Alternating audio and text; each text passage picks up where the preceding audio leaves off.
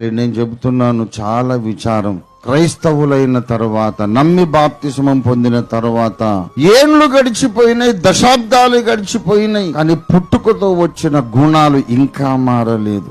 నువ్వు నీలాగానే ఉన్నావు గాని యేసులాగా మారేవా? నువ్వు నీలాగానే మాట్లాడుతున్నావు, యేసులాగా మాట్లాడుతున్నావా?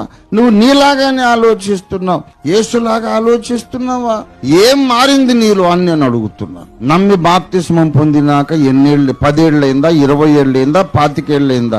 నీలో ఏం మారింది? సమాజంలో మనుషులు స్వార్థ ప్రియులు అంటున్నావు, నీలో స్వార్థం నశించిందా? సమాజంలో మనుషులు బింకములు ఆడుచున్నారు అన్నావు, నువ్వు బింకములు ఆడడం మానేసావా? అహంకారులు ఈ లోకపు మనుషులు అన్నావు, నీలో అహంభావం నశించిందా? అహంభావము నశించిన వాడు అంత ఈజీగా హర్ట్ అవ్వడండి, జ్ఞాపకం పెట్టుకోండి. చీటికి మాటికి అలిగి హర్ట్ అయిపోయి, అది క్రైస్తవుని లక్షణం.